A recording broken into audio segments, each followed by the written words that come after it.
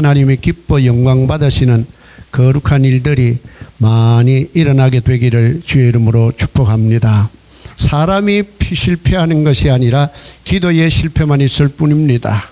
기도에 실망이 있으면 기도할 수도 없고 기도할 마음도 없고 기도할 용기도 없고 기도할 이유를 찾지 못하니까 기도하지 않게 될 텐데, 창세기 1장 1절에 보면은 태초에 하나님이 천지를 창조하시니라. 그 히브리 원문이 베리시트 바라 엘로힘 엣 하샤마임 엣 하레치 7단어로 되어 있는데 첫 글자가 베레시트라는 말입니다. 거기에는 천국이라는 종말론이 나옵니다. 하나님 신론이 나옵니다. 거기에 예수 그리스도 십자가 나오니까 기독론이 나옵니다. 잉태하여 새 생명으로 거듭 태어나도록 하는 그 성령의 역사하심, 성령론이 나옵니다. 성령으로 말미암아 거듭난 생명들의 그리스도를 머리로 해서 모인 모임이 바로 교회가 아닙니까? 교회론이 나옵니다. 실능 모든 그 한 단어 속에 게마트리아 신학적인 의미가 그게 다 담겨져 있어요. 여기에 예수 그리스도의 십자가가 나오니까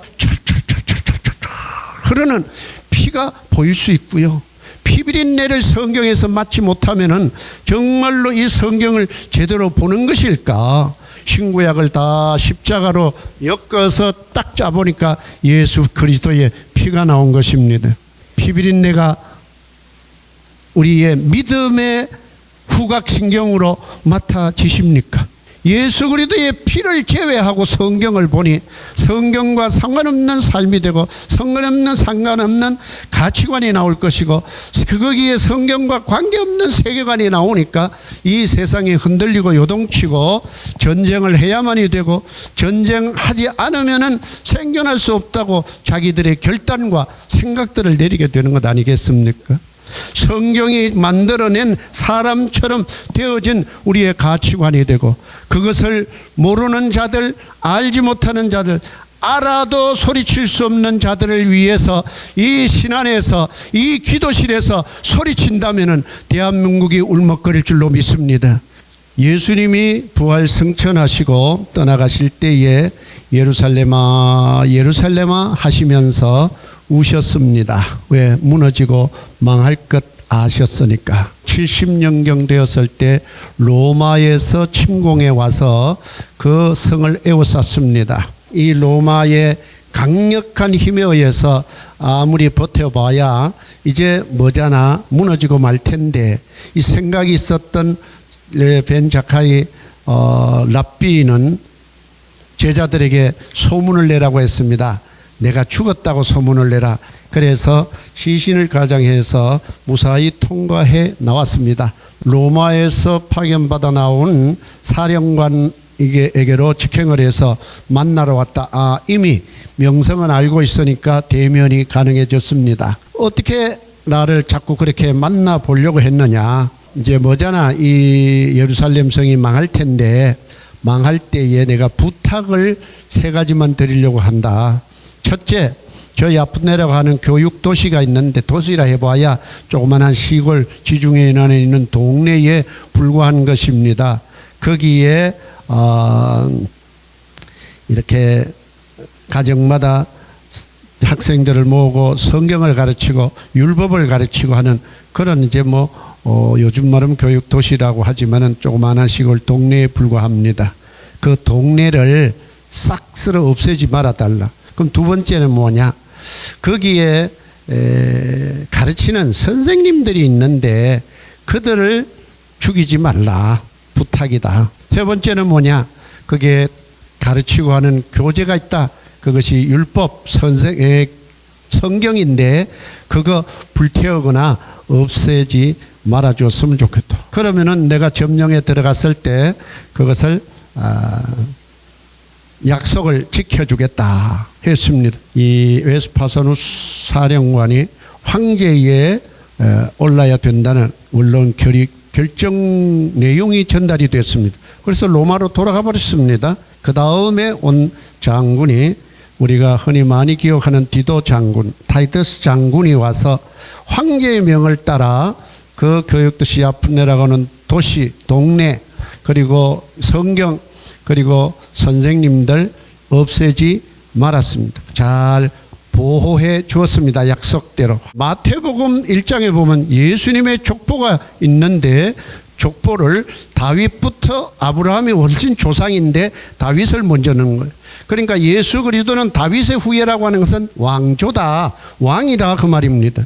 그래서 마태복음 1장 21절에 보면 아들을 낳으리니 이름을 예수라 하라. 이는 그가 자기 백성을 저희 죄에서 구원할 자이심이라 하니라. 그 예수가 왕이라는 것입니다. 만왕의 왕이십니다. 만왕의 왕이 어명으로 저 이스라엘 팔레스틴 전쟁은 멈출지어다. 어명 떨어지면 멈출 줄로 믿습니다. 예수님이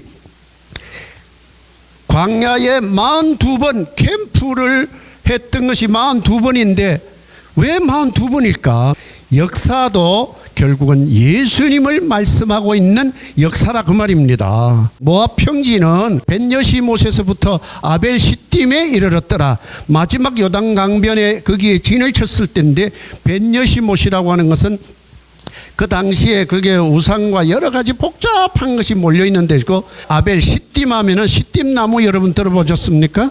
조각목이라고 하는 것이요, 언약궤를 만드는 재료로 쓰는 거예요. 말하자면은 요단강 건너가기 전에 거기에는 양면성이 있는, 세상과 가나안을 바라보는 양면, 이 지상의 교회는 천국과 지상의 양면성이 있는 곳이 바로 교회인 줄로 믿습니다. 이 교회에 와서 하나님 앞에 기도하게 될 때에 하나님은 그 기도를 들으시고 응답해 주시는 것입니다.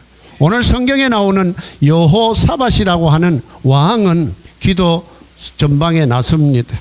선한 왕으로 소문이 나 있지만 부분적으로 좀 실수하고 조금 미끄러지고 자빠졌던 적은 있지만 대체로 이렇게 위기가 왔을 때 하나님 앞에 나아가는 위대한 결단을 내린 것, 정말로 신앙의 모습인데, 오늘 읽은 말씀에 보면은 능력이 없고 있습니다.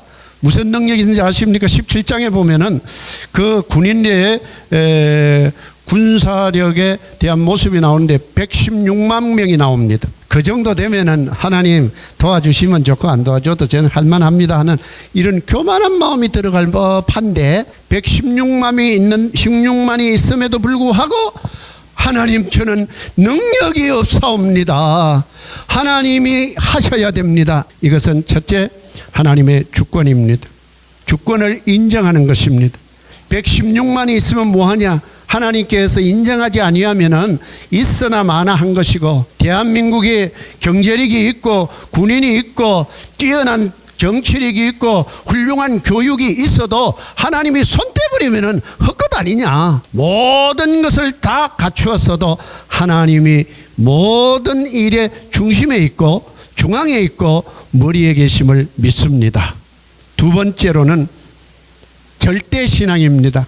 하나님이 모든 것을 하실 수가 있으니까 오직 주만 바라보나이다, 오직은 빼고 바라보나이다, 이것 가지고는 안 됩니다. 90% 주만 바라보는 게 아니라 100%여야 됩니다.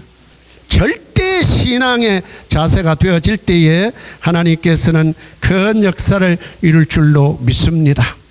사람들은 위대한 스펙을 찾지만은 하나님은 위대한 기도와 믿음을 찾으십니다. 여호사밧과 같이 하나님의 주권을 인정하고 그 다음에 절대 신앙, 오직 주만. 이 왕이 좀 이제 끝나가는 후반기입니다. 인생 경륜이 얼마나 많았겠습니까? 정치적인 경험이 얼마나 많았겠습니까? 군사를 운용하는 경험이 얼마나 많겠습니까? 그런데 그렇게 가면 갈수록 마치 고개 숙인 곡식처럼 겸손하고 낮아지는 이 모습을 가질 때에 하나님께서는 그에게 승리를 안겨다 준 것입니다. 13절에 보면은 그의 가족들이, 모든 사람들이 그들의 아내와 자녀와 어린이와 더불어 여호와 앞에 섰더라. 어떠한 상황 속에 있는 자들이라도 다 함께하는 세 번째 연합입니다. 함께 해야 됩니다. 함께 할 때 하나님의 큰 역사가 일어날 줄로 믿습니다.